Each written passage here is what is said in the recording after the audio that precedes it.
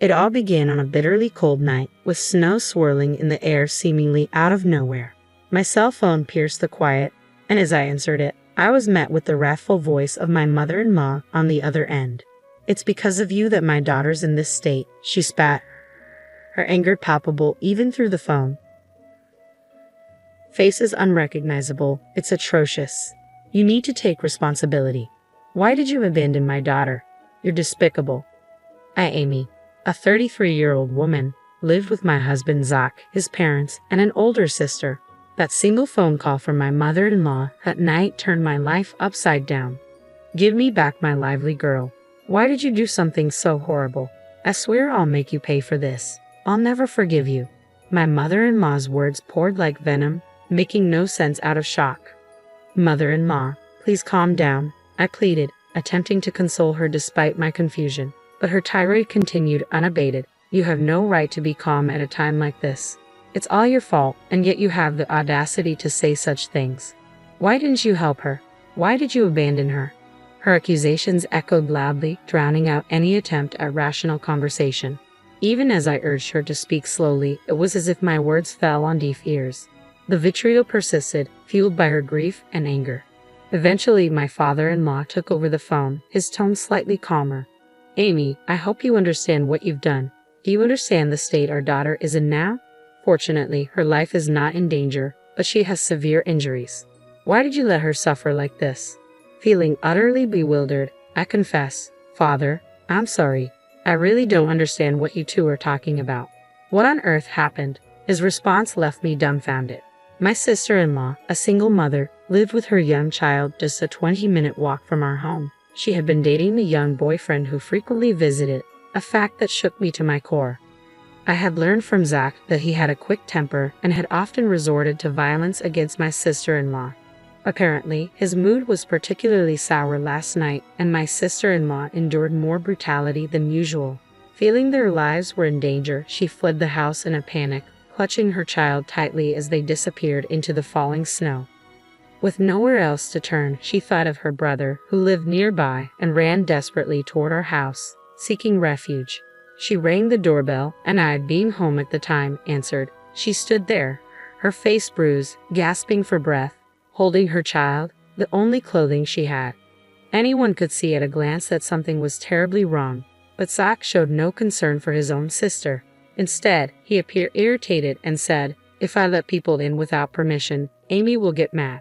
Sorry, but can you go home? She's scary when she's angry. You understand, right? Please leave." With that, he turned her away.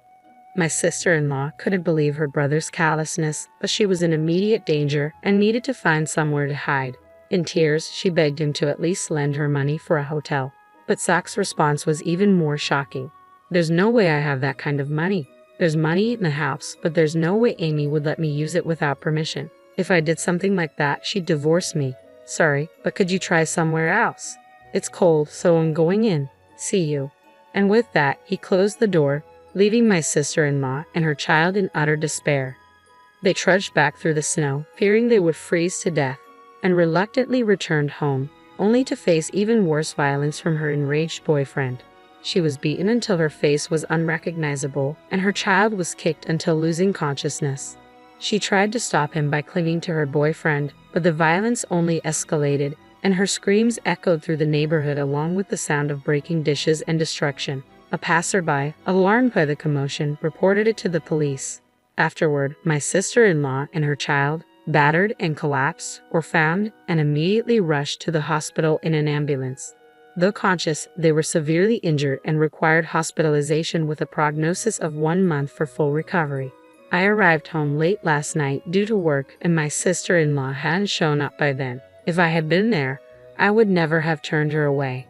Had I seen her in that state, I would have deemed it dangerous, let her in, and promptly called the police. It bewilders me why my in-laws believe I turned her away. Despite the shock of such a terrible incident happening to my sister-in-law, I couldn't grasp the reality of my in-laws blaming me.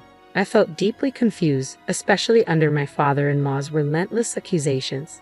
I knew I had to clear up the misunderstanding. Frantically, I explained that I wasn't home when my sister-in-law came by. I had been working late at the cafe run. If I had been home, I would have noticed her unusual behavior and let her in. I would never turn her away. Please give me some time to figure out what happened. Although he wasn't convinced, he seemed to cool down and hung up the phone. That day, I was working late at my cafe, developing a new menu. I had informed Zach about the expected time I'd be home, but I ended up working longer. I missed the last subway and had to take a taxi, not arriving home till past midnight. When I got home, I saw Zach, but he didn't mention a thing about his sister. I was confused about his actions. However, when I confronted him after he came home from work that night, his response was shocking. I could tell something was wrong when she showed up, but I was just about to enjoy my beer, and it was cold outside, so I wanted to close the door quickly. Plus, I didn't think there was anything I could do about it. I couldn't hide my anger at his selfish excuse. Didn't you feel anything seeing her like that? Why couldn't you at least let her in? She's been through a lot since you turned her away. When I detailed his sister's current condition, he justified himself by saying, "Remember how you used to complain when my parents dropped in without notice? I thought I was being considerate by not letting her in, thinking you wouldn't like it. What did I do wrong?" It turned out he had assumed that I would be bothered if his sister showed up unannounced and turned her away. I asked him another question. "Why did you lend her any money? You could have done that much, couldn't you?" He responded, "I was taken aback when she asked for money. I was short on cash right before payday, having recently lost money playing slots, and I hardly had $10 in my wallet. If I gave her household money, I knew you would get mad, so I refused." I don't see anything wrong with what I said. I defended myself. I was speechless, completely shocked. I had always thought he was a bit self-centered, but he also had many good qualities. I had been giving him the benefit of the doubt, but I realized it was a terrible mistake.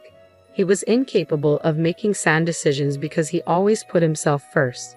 He had no compassion for others, not even a bit of kindness, and he was foolish enough to prioritize his drinking over his own sister's distress. But it was too late to realize this now. He didn't seem to feel guilty or responsible at all about his sister being rushed to the hospital. From my perspective, she would have ended up like this anyway, no matter where she ran off to. On the bright side, she's safe in the hospital now. We're both safe, all thanks to me, right? He was talking about it as if it was someone else's business. His heartless remarks were making me feel like I was losing my sanity, so I decided not to talk to him any longer, holding back my anger. I reported to my father-in-law about Zach's irresponsible behavior towards his sister the previous night. Upon hearing my words, Zach's father lost his composure in a fit of rage. He exclaimed, "There's no way my Zach would do such a thing to his own sister. You're lying. Stop making up stories, Amy. Are you trying to make Zach the worst just to escape your own guilt? If you're going to spew such nonsense, then show me some proof." He refused to listen to me at all and again blamed me for everything.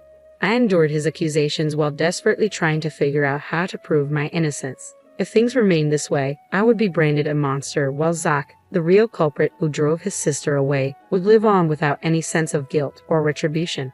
This was a situation I could not tolerate. After much thought, I remembered that my sister-in-law had arrived at our home around 9 p.m. that night. I found something that could prove my innocence. My shop was equipped with a security camera.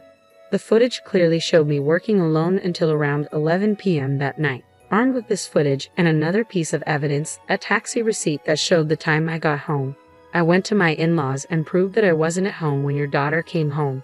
Do you believe me now? It was probably something they didn't want to believe, but faced with clear evidence, they had no choice but to accept it. Zach's father, his hand trembling, muttered, though Amy wasn't home then. Despite their shock, Zach's parents hardly called him in to uncover the truth about that night. The moment he arrived, they fiercely demanded, "Why did you drive your sister away, just as you had done with me?" Zach tried to deflect all blame onto me, claiming that he thought I would dislike having his sister in our home. Hearing this, his father said, "We already know that Amy wasn't home after that time, but your sister says she saw a woman in the house. How do you explain that?" Zach, I was speechless. If there was another woman in our home at 9 p.m., there was only one possible explanation. "Wait, Zach, what is going on? Who is this woman?" I asked him, my voice shaking. Zach's face turned pale as he squirmed under the questioning from both his parents and me until he finally confessed everything. When I told him I would be late because I was working on a new menu, he saw it as an opportunity to bring his mistress home. He knew I often came home after midnight when I was immersed in my work, so he felt safe in inviting her over. When his sister suddenly showed up asking to be let in, he panicked and drove her away for fear of his affair being discovered. "You fool. Not only did you betray Amy, but you also left your only sister out in the snow. What were you thinking? Why didn't you lend her any money? Explain yourself." His father's anger was overwhelming, and Zach confessed the real reason he hadn't given her any money. He actually had plenty of spending money left, but he didn't want to lend it because then he wouldn't be able to buy the bag and shoes he wanted to give his mistress. He didn't want to upset his mistress for the sake of his sister, so he wanted to get rid of her quickly, which led to shutting the door on her. Zach admitted, "I was furious, but Zach's parents were even more so.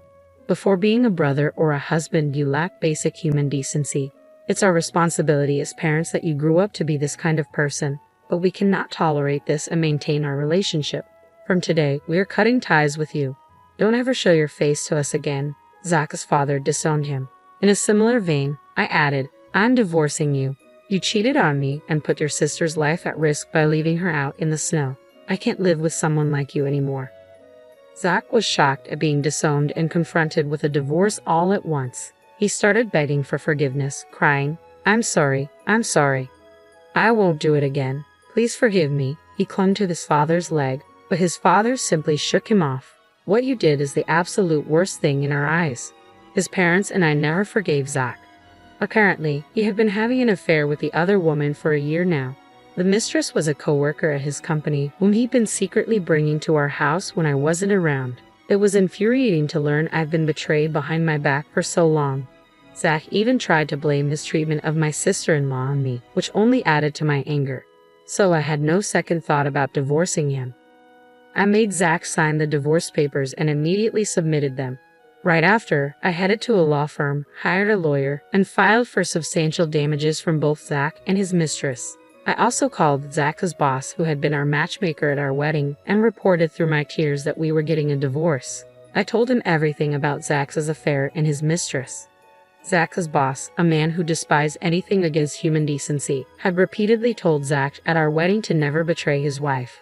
As expected, he was furious when he learned about the infidelity. Word reached upper management, and on his boss's advice, Zach was transferred to a branch office in the countryside. His mistress was moved to a different department where she was made to sort documents all day. However, my sister-in-law's revenge against the two was even more ruthless. Still suffering from the after effects of her injuries, she deeply resented Zach's actions that day. To vent her hatred, she did something even more extreme than what I did. By coincidence, she was working at one of Zach's company's clients and knew some of Zach's colleagues. Using her connections, she revealed and spread within the company the cruelty she and her child had suffered that day. The company's employees, who had thought the divorce was due only to the affair, were shocked to learn the truth. Zach's abandonment of his own sister to cover up his affair was a huge shock to everyone in the company. The rumor quickly spread throughout the company, and Zach was universally suspected of being a terrible human being. Once he was ostracized by everyone, his work was impacted, and after a while, he was demoted. He couldn't stand being avoided by everyone and found it hard to continue working at his new posts, so he ended up quitting. To pay me the high alimony, he drained his savings and is still paying me by working live-in part-time jobs. Almost all his salary goes towards the payment, and I've heard he can't even afford a coat for winter and shivers in thin t-shirts. As for the mistress, she stubbornly clung to her job amidst the judgmental glances of her co-workers, despite my demand for damages after consulting my lawyer. I decided to ask her parents for the payment. When her parents learned about it, they were shocked and immediately made their daughter pay the full amount. After confirming the facts, I kept receiving calls from her, which I never answered, but she left numerous abusive messages in my voicemail, saying, "Why did you tell my parents? I had to go into debt to make the payment. My life is ruined because of you." As I found it unbearable, I sent these messages to her parents. I received an apology letter later promising they would never let their daughter trouble me again, and the harassing phone calls stopped. As for my sister-in-law, her abusive boyfriend's actions became a police matter, and she was able to file for damages for her injuries. It had been tough, but she finally managed to break up with him. My in-laws and sister-in-law apologized to me for initially suspecting me and for Zach's infidelity. Of course, both were painful experiences for me, but I could understand their outrage and loss of composure when they saw their daughter taken away in an ambulance after such severe abuse. After all, Zach's affair wasn't their fault. I didn't hold a grudge against them. On the contrary, I wanted them to properly heal the emotional wounds of my sister-in-law and her child who had such a terrible experience. If I were in their shoes, I'm sure my parents would have reacted the same way. Furthermore, my in-laws and sister-in-law are fundamentally decent people. Now that I've divorced Zach, I'll probably never see them again as they are now strangers to me. But I sincerely wish them well and hope they take care of themselves. I moved closer to the cafe run since it's within walking distance. I no longer have to worry about the last train, and I can devote my time to coming up with new menu ideas. Though I was thrown around by unexpected events, I probably wouldn't have been happy if I continued to be married. There are things one must never do as a human being. I firmly intend to always keep that in mind and live a life I can be proud of. That's what I strongly believe.